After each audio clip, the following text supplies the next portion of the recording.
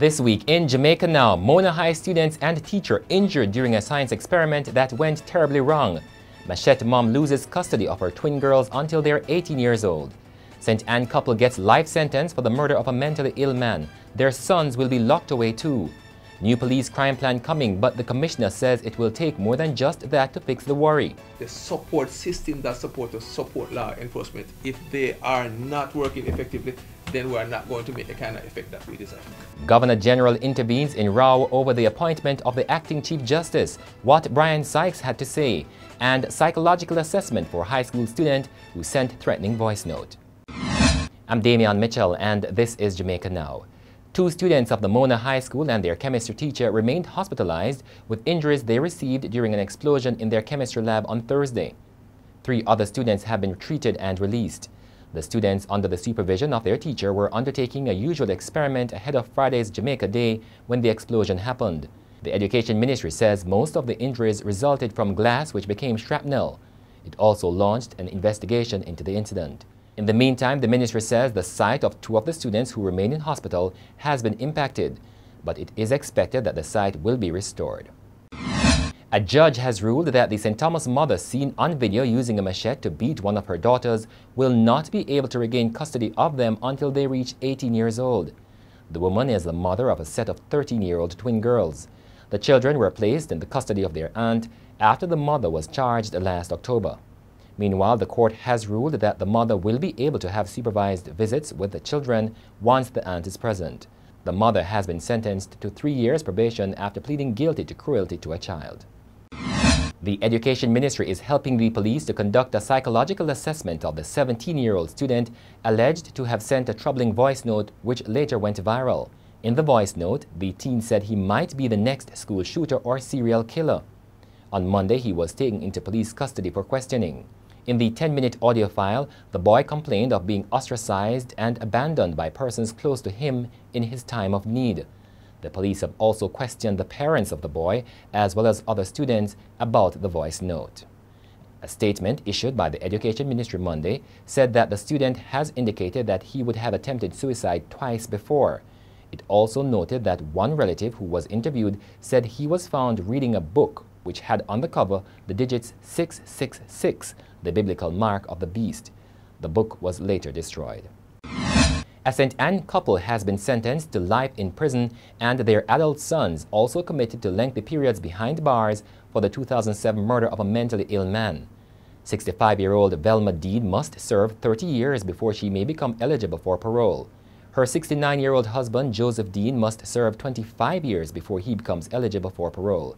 Their 38-year-old son, Dwight, and Richard, who is 44, have been sentenced to 20 years in prison and will become eligible for parole after serving 12 years.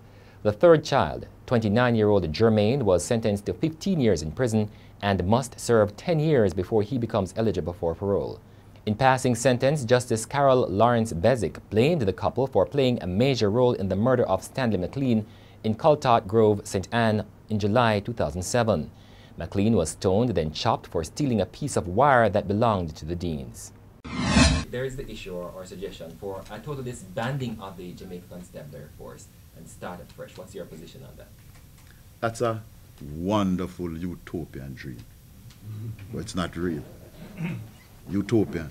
That's the National Security Minister Robert Montague on the idea of disbanding the Jamaica Constabulary Force. Montague was speaking at a Jamaica Under Labour Stakeholder Forum in Kingston on the 2nd anniversary of his administration. According to Mr. Montague, crime and violence are not only about the constabulary force.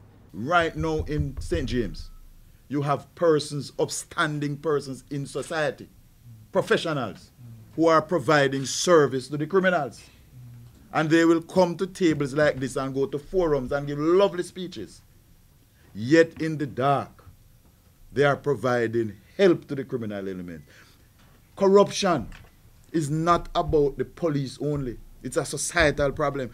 Meanwhile, the acting commissioner of police, Clifford Blake, says the Jamaica Constabulary Force is creating an anti-crime plan, but he says it will not work if the country's social ills are not addressed. We are currently developing our 2018 to 2021 corporate crime plan. Is it fair to say then, given what you're saying, that the previous crime plan has failed, given what we're seeing here? No, it has not failed. Within the context of how we operate, you see, there's a perception that has been said that because of crime, it's a police force which has failed. And the minister has so succinctly said it. When a young man decides to commit crime, it did not start when he pulled the trigger. Look at our parenting. Look at our broken homes. Blake could not give a timeline for the anti-crime plan, but said it should be out in the coming months. The Governor-General, Sir Patrick Allen, has intervened in the current row over the appointment of Justice Brian Sykes as the acting Chief Justice. Prime Minister Andrew Holness has been accused of seeking to interfere with the judiciary by appointing an acting Chief Justice. I'm confident that Justice Sykes will act in the role of Chief Justice and very soon will fully assume the role of Chief Justice. But as I said earlier, and I close on the point, actions that brings results, actions that brings results will determine the assumption of the role. The move forced 97 judges to release a declaration affirming the principle of separation of powers. In a release on Thursday, King's House disclosed that Sir Patrick's intervention in the matter was sought by Mr. Holness. It says a meeting was held with representatives of the judiciary, the executive and the legislative arm on February 16, and everyone agreed that the situation could have been better and differently handled. The executive committed to making more resources available in the upcoming fiscal year.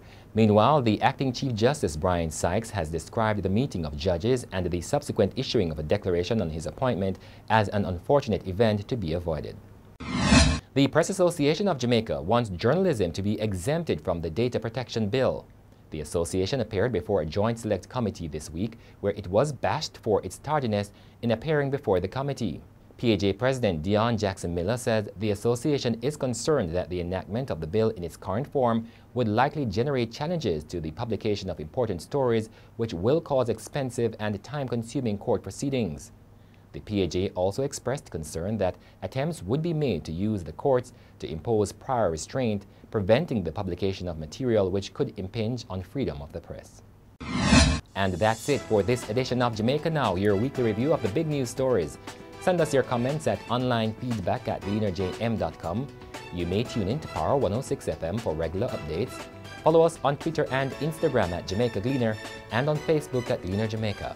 I'm Damian Mitchell, and before we go, more from the Gleaner Stakeholder Forum, Jamaica Under Labor, focusing on crime and security.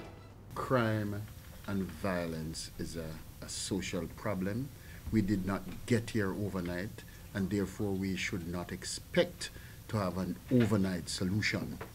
It is going to take deliberate planning and careful execution to take ourselves out of this quagmire of crime and violence that we now are facing. This is a document called National Security Policy for Jamaica towards a secure and prosperous nation. When this document was being worked with our international partners and a very high-powered team, in fact, that team was chaired by Rear Admiral Peter Brady with international expertise. And I'm trying to show the shame on both our houses, you know. So let me say that very quickly. The opposition was invited to be a part of this. The opposition spokesman came to one meeting, never came back. A very comprehensive, overarching, strategic document telling you how you're going to pull all those threads together, how you are going to deal with national security architecture. It is still there, it is still relevant. But off it went by both who commissioned it and those who inherited it. National security is not about the Jamaica Constabulary Force. The murder did not begin when that young man took the gun and pulled the trigger. The murder began in the broken home. The murder began in the poor educational outcomes in our education system. The murder began in the broken down communities. It is in that document, so that's why I'm objecting to say it is on the shelf. what are we doing today? Because we can always come and point fingers and blame everybody and blame the PNP and the JLP. It's not a JLP problem. It's not a PNP problem. I've said it before. It's a all of society problem.